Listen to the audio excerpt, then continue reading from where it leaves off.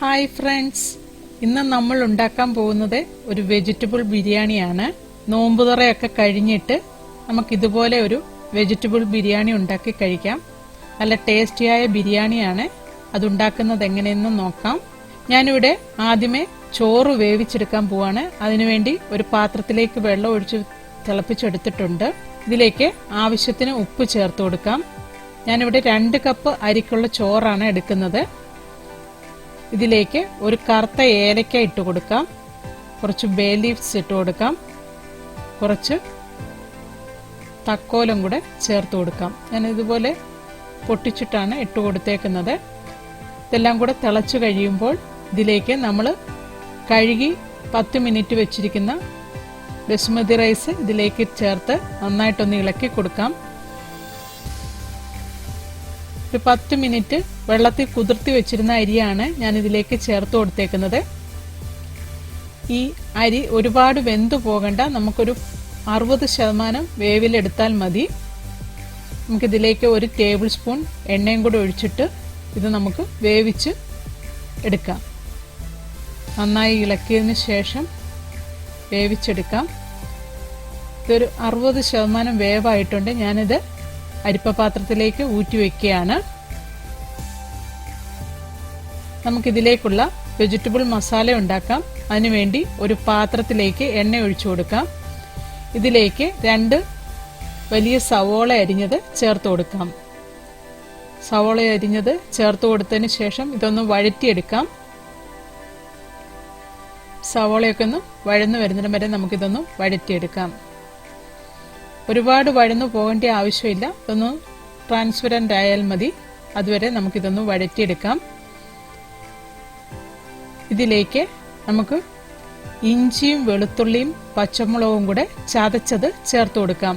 ഞാനിവിടെ 1 കുടം വെളുത്തുള്ളിയും ഒരു വലിയ കഷ്ണം ഇഞ്ചിയും ഒരു 6 പച്ചമുളകും കൂടെ ആണ് ഇത് ചതച്ചെടുത്തേക്കുന്നത്. ഇതും കൂടെ ചേർത്ത് നന്നായിട്ടൊന്ന് വഴറ്റിയെടുക്കാം. ആ പച്ചമുളകിന്റെ ഒക്കെ പച്ചച്ചുവ മാറുന്നിടം വരെ നമുക്കിതൊന്ന് വഴറ്റിയെടുക്കാം.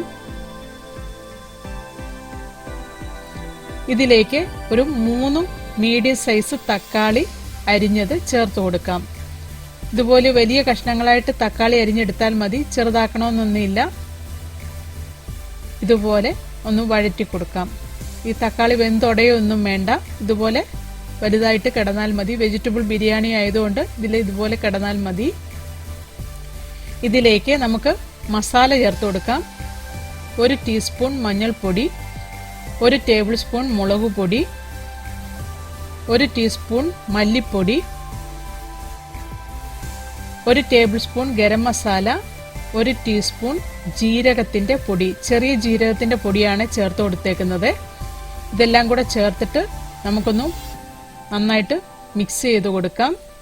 മസാലയൊക്കെ നന്നായിട്ട് മിക്സ് ചെയ്ത് കൊടുക്കാം. മീഡിയം ഫ്ലെയിമിലിട്ട് നമുക്ക് ഈ മസാല ഒന്ന് വഴറ്റിയെടുക്കണം. അതിനുശേഷം ഇതിലേക്ക് ഇതുപോലെ ഒരു വലിയ കിഴങ്ങ് അരിഞ്ഞത് ചേർത്ത് കൊടുക്കാം. ഞാനിവിടെ ഒരു വലിയ കിഴങ്ങ് മാത്രമാണ് ചേർത്ത് കൊടുത്തേക്കുന്നത്. ഇതുപോലെ വലിയ കഷ്ണങ്ങളായിട്ട് അരിഞ്ഞിട്ട് വേണം ചേർത്ത് കൊടുക്കാനായിട്ട്. ഇതും കൂടെ ചേർത്ത് നന്നായിട്ടൊന്ന് ഇളക്കി യോജിപ്പിച്ചതിന് ശേഷം നമുക്ക് ഇതിലേക്ക് ഒരു 1/2 കപ്പ് വെള്ളം ഒഴിച്ചതിന് ശേഷം ഇതൊന്ന് അടച്ചു വെച്ച് വേവിച്ചെടുക്കാം. കിഴങ്ങ് ഒരുപാട് വെന്തൊടയണ്ട, ഒന്ന് കുറച്ചൊന്ന് വെന്ത് വന്നാൽ മതി. അതുവരെ നമുക്കിതൊന്ന് അടച്ചു വെച്ച് വേവിച്ചെടുക്കാം.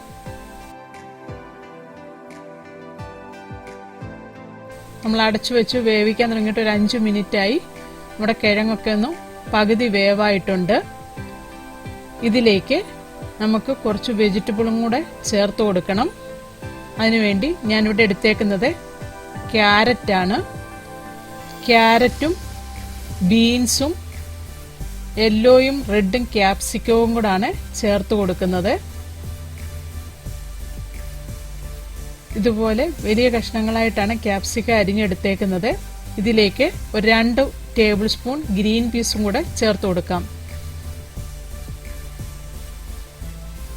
അതിലേക്ക് ഒരു 2-3 ടേബിൾ സ്പൂൺ കോണും കൂടെ, സ്വീറ്റ് കോൺ ആണ് ചേർത്ത് കൊടുക്കുന്നത്. ഇതും കൂടെ ചേർത്തിട്ട് നമുക്ക് ഈ മസാലയൊക്കെ ഒന്ന് ഇളക്കി യോജിപ്പിക്കാം.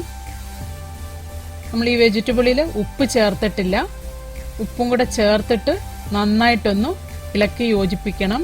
ആ മസാലയൊക്കെ ഈ വെജിറ്റബിൾസിലെല്ലാം മിക്സായി വരുന്നിടം വരെ നമുക്കിതൊന്ന് ഇളക്കി യോജിപ്പിക്കാം.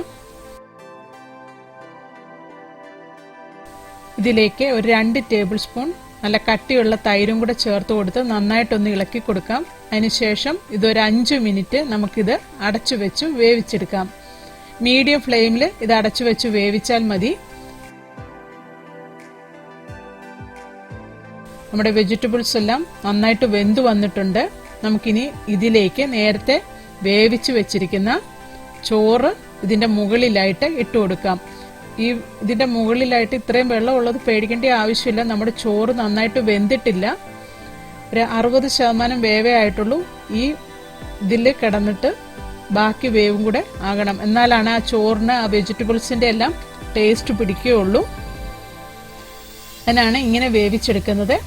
നമുക്ക് ഈ എടുത്തേക്കുന്ന 2 കപ്പ് അരിയുടെ ചോറും കൂടെ ഒന്നിച്ച് ഇതിന്റെ മുകളിലേക്ക് ചേർത്ത് കൊടുക്കാം. അതിനുശേഷം ഇതൊന്നും നന്നായിട്ട് ലെവൽ ചെയ്തതിന് ശേഷം ഇതിലേക്ക് 2-3 ടേബിൾ സ്പൂൺ റോസ് വാട്ടർ, ഇത്തിരി കളറും കൂടെ ചേർത്തിട്ട്, ഞാനിവിടെ യെല്ലോ കളർ ചേർക്കുന്നുണ്ട്, ഇതും കൂടെ ചേർത്തിട്ട് ഇതിലേക്ക് ഒഴിച്ചു കൊടുക്കാം. ഒരു 2-3 ടേബിൾ സ്പൂൺ റോസ് വാട്ടറാണ് ഞാൻ ഒഴിച്ചു കൊടുക്കുന്നത്. ഇച്ചിരി യെല്ലോ കളറും കൂടെ മിക്സ് ചെയ്തിട്ടാണ് ഞാൻ ഈ റോസ് വാട്ടർ ഒഴിച്ചു കൊടുക്കുന്നത്. ഇതിന് മുകളിലായിട്ട് നമുക്ക് കുറച്ച് മല്ലിയിലയും കൂടെ ഇട്ട് കൊടുക്കാം. അതിനുശേഷം നമുക്കിത് അടച്ചു വെച്ച് ലോ ഫ്ലെയിമിൽ 10 മിനിറ്റ് ഇതുപോലെ നമുക്ക് വേവിച്ചെടുക്കാം. നമ്മുടെ നല്ല ടേസ്റ്റിയായ ബിരിയാണി റെഡിയായി.